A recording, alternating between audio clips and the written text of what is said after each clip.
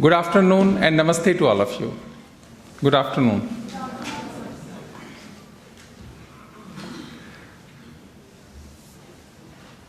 Professor Balram Pani, Dean of Colleges, Professor Rajni Abi, Director, South Campus, University of Delhi,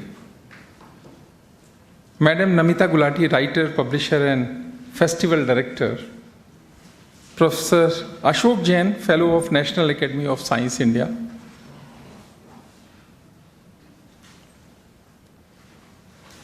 Anup Latterji, Chairperson, Cultural Council and PRO, University of Delhi, Dr. Vikas Gupta, Registrar, Dr. Prasun Chatterjee, Deputy Head, Primus Book, Professor Manisha Chaudhary, author of the book and Professor of History, University of Delhi, Honorable Member of the Executive Council, Shri Rajpalji, Honorable Member of the Finance Committee, Shri J.L. Gupta ji, Dean Academic Affairs, Professor Ratnabali, Dean Planning, Professor Niranjan, DSW, Professor Tripathi, Ranjan Tripathi, Professor Bipin Tiwari, Professor Gajen Singh, CVO, Dean FSR, Professor Rupam Kapoor, respected other deans, heads of the departments, principals of different colleges, invited guests, officers and officials of University of Delhi, my dear friends and my dear students, good afternoon again. Good afternoon to all of you. This is a book launch function, a book written by our Professor of History, Professor Manisha Chaudhary, the University of Delhi, a comprehensive account of its resilience, knowledge, leadership and growth. I would like to thank Professor Manisha to write such a comprehensive book about University of Delhi. I also asked her to write a book. I asked many things from different persons. Some did it. She has done it. Thank you very much, Professor Manisha. Every institution which has a legacy of more than a century should have a written history highlighting the struggle, challenges, values, best practices, systems, processes, difficult times, good times. And a historian can do justice to such a book. That's why I thought she is the right person and she has done it. Thank you very much. Now my request, every teacher, every student, officer, official, well-wisher, stakeholders, members of statutory bodies should read this book. The question is why? Read this book to understand initial struggle of idea of University of Delhi. Financial constraints, creation, difficulty in creation of teaching positions and non-teaching positions. In those days in British India, it was hell of the job to create positions. Now, when sometimes I also get frustration that we are working very hard for the creation of posts. Government has given few, government will give others. But this struggle is only 5% of the struggle which Delhi University faced in British India. We have to understand this. And we will only understand when we read this book in right spirit. We will also be able to understand difficulties of running a university. Growth story of University of Delhi, achievements and accomplishments of University of Delhi, contribution of University of Delhi in nation building. If you want to understand the spirit of University of Delhi, contribution of University of Delhi, please read this book. One purposely I have not highlighted, the persons who are involved in the activism of University of Delhi, they should also read this book. Then they will be able to understand, although they understand university very well, but another aspect of difficulties, they will also be able to appreciate what we face in the university. This book, when I was going through the book, it was an eye-opener for me. That's why I can confidently say, please read this book. This is our book. It starts with the opening remarks by Professor Manisha. I would like to quote her. The University of Delhi is a personal history of each student who crossed it to secure a degree. This work is an attempt to pen the history of an institution that has evolved over the last 100 years and still awaits changes that will benefit society and lead to the betterment of India. In totality, the university resembles the Vivek upheld in the motto, Nishtha Dhriti Satyam, unquote. She started with these lines, very powerful lines, very powerful. This book depicts the glorious and proud journey of University of Delhi. Again, I would like to thank Professor Manisha for hard work, dedication, and commitment. You know what is best thing about University of Delhi? It always stands with the country. In the pre-independence era or the post-independence era, I can confidently say University of Delhi is the most dependable and patriotic institution of our country. Most dependable and patriotic institution of our country. यहाँ कभी देश विरोध के नारे नहीं लगे, कम से कम public में तो नहीं लगे.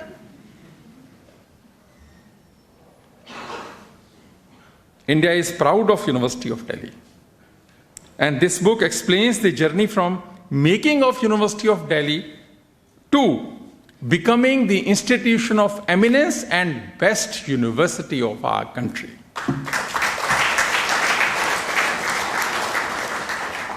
Again, I would like to quote Professor Manisha from the book. Quote, very interesting.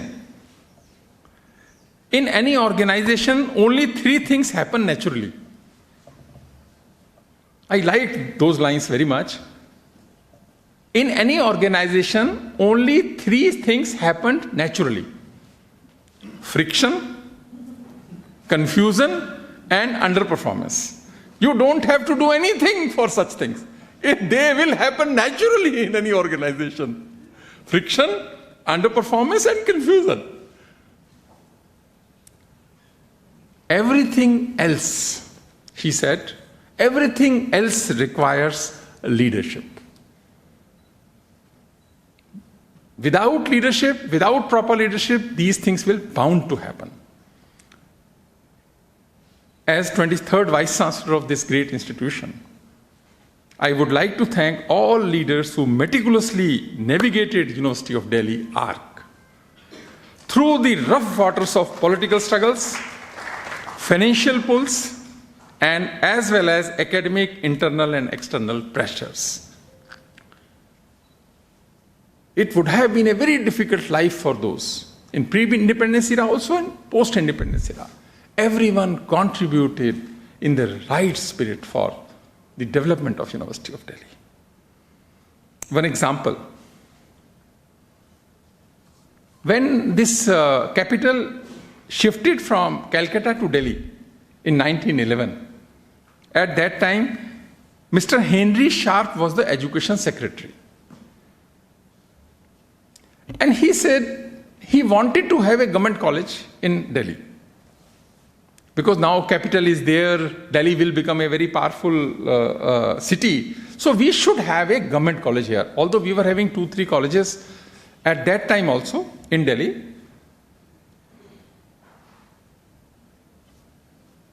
He was thinking of moving the proposal, but meanwhile Sadler Commission report came. This Sadler Commission report was basically with reference to University of Calcutta for reforms expected in University of Calcutta. But one important thing which they recommended suggested that decentralization of university education and establishment of unitary and teaching residential universities at important educational centers. So it means they wanted that important educational centers should have a unitary teaching and research university. And Delhi became the capital, important city. So this idea moved from a government college to a university. Sadler Commission report supported this idea. She has nicely explained the difficulties of those days, what someone said, what others said. It's a really worth reading. So this is the glorious journey from initially what they decided that 75,000 rupees will be given to University of Delhi for establishment. But government could not give even 75,000 rupees. Context is one aspect, circumstances is also another aspect. This university came in existence in 1922, just after the fallouts of First World War. So British India was also facing financial crunches and difficult situations. When this proposal was moved, initially they decided 75,000 rupees will be given to the university, but they could not even give. Initially 25,000 rupees were given to the university. But now, in 2025, after 103 years, we are getting more than 1,000 plus crore grants from government. This, we are not including the grants which our colleges are getting. Then if we add that also, then this operating expenditure will be around 1,800 crore rupees. A journey which was started with 75,000 rupees, although we got only 25,000 rupees. Now, see the investment, it's a matter of pride to all of us. They planned a university for 750 students. That was also debated and discussed many times in the Legislative Assembly. Do we need 750 students positions? Do we really require such a university? But now we have 6 lakh plus students in our university. This is also a milestone and matter of pride. Another interesting aspect which Professor Manisha has narrated, see the issues of those days. When Education Department, Mr. Henry Sharp moved the proposal, when discussions were taking place in the Legislative Assembly, Rai Bahadur C.G. Nag, he moved a motion, amendment. Very interesting amendment he moved. Amendment that Vice Chancellor should be an honorary officer. Vice Chancellor should be an honorary officer, as Delhi would not be able to afford a paid Vice Chancellor. Today we can't imagine this situation. But I would like to thank our forefathers. They must have thought कि यार बाद में देखेंगे issue. Let it be, our act should be passed. And up to Maurice Squire Saab, Mr. Maurice Squire, or up to him, all Vice Chancellors were non-salaried Vice Chancellor of University of Delhi. They were not getting any salary from University of Delhi. That's why charge was given to the persons who were working elsewhere. All were accomplished persons. Dr. Hari Singh Gaur and other Vice Chancellor, and then Mr. Maurice Squire, he made a provision that after me, next Vice Chancellor will be a salaried Vice Chancellor. India became independent also. So after independence, we got a first salaried vice chancellor. So imagine the difficulties of finances in those days. But we could survive. Many, like I was not knowing many things, and this motion, I was totally unaware, this amendment. But then it happened. We got a salaried vice chancellor also. And many persons were non-salaried in the university also, in initial days. इसका मतलब सबसे अच्छी बात क्या, जो मिलता है उसे ले लेना चाहिए. Instead of rejecting a proposal, whatever we are getting, we should accept it. JL Gupta ji बैठे हैं, जब फाइनेंस कमेटी में बहुत कहते हैं, तो हम तो कहते हैं जितना मान जाएं जेएल गुप्ता जी उतना मान जाओ, इतना तो मिलेगा ना. So this is the beauty of the system. Difficulties were there. Today also we have many challenges. Tomorrow also we'll have. Type of challenges may be different. But we have to take it positively. Legislative Assembly passed on 22nd February 1922. Council of States also passed on 28th February 1922. Viceroy gave his assent on 5th March 1922. And Delhi University Act came into force on May 1st, 1922. But on 5th March 1922, Dr. Hari Singh Gaur was appointed. Notification was issued for Dr. Hari Singh Gaur as the first Vice Chancellor of University of Delhi. So on, say, in the month of March, we were having an act and a Vice Chancellor, nothing else. We started our journey, a very humble journey, a difficult journey. With 2 faculties, Art, Science, 6 departments, 3 colleges, and 4 intermediate colleges, the university started functioning. One incident also I would like to quote, very interesting. Although there were issues related to finances, but one year what happened? And she has referred that was the year 1934-35. In 1934-35, what happened? Income of the university was 2,03,642 rupees. A part was from university own resources, that was 1,13,642. Government gave grant of 90,000 rupees. But expenditure happened only 1,94,201. It means what?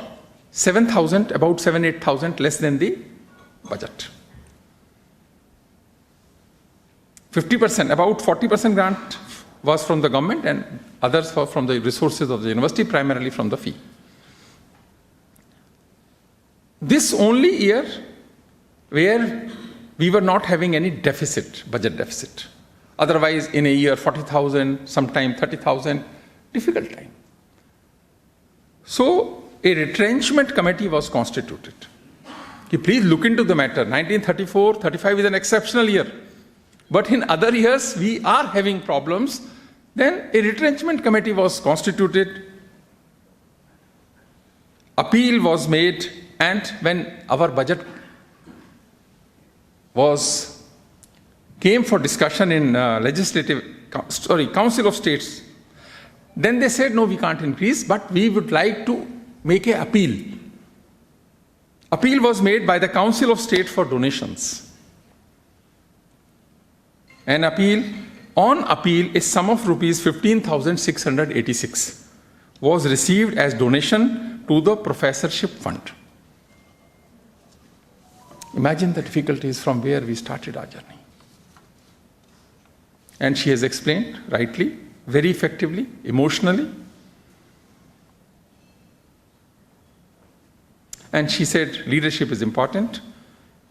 3 traits a leader should have: compassion, vision, and perseverance. These 3 words she has used. Yes, all are very important for a leader. Delhi University could get good leaders, good professors, good scholars, and a location of a capital town. That's why in last 100 years, Delhi University became Delhi University. Delhi University is the backbone of higher education system of our country. It's a matter of pride to all of us. आप खुश नहीं हुए ये बात सुन के? हाँ?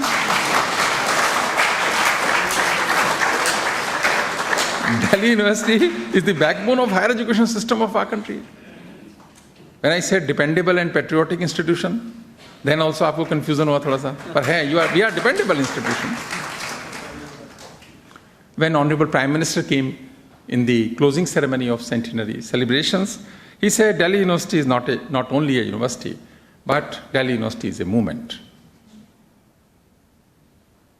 So I would only like to request, please read this book. This book is setting history in domain of the universities and is providing footprints for institutional history writings for many. In India, we believe in oral things. We don't write. We don't create documents. It is better to create documents. For one very important example, an interesting example is the safe house of Britishers. This Britishers created this safe house here, where it is believed that Bhagat Singh was also kept here. So we wanted to find a document in support of this claim. We went through all EC documents. We could not find a reference in EC. In AC also we could not find. Venka, let us then create today, after 50 years or 100 years. This book, also I requested her also, okay, please find a place. Intelligently she has referenced that. Why I have used intelligently? She said, like it is believed, again. Because she could not get as a historian, she has written very correctly. But like for creation of this, a document that open point, she has kept it here so that she can't be, she should not be, will not be blamed for that, for creation of the document. She said it is believed. Although I wanted to say that right, correctly, that Bhagat Singh was kept here. So after 50 years, this will become a document. But that, because she is the professor of history, she has her own limitations. But as a vice chancellor, I don't have any limitations and hesitations. I can proudly say that Bhagat Singh was kept here. It's a matter of pride to all of us. This was a British safe house. Now we are maintaining it in the memory of Bhagat Singh and other freedom fighters. But this book is must read. I would like to thank Professor Manisha for such a wonderful book. Thank you, Manisha. Thank you.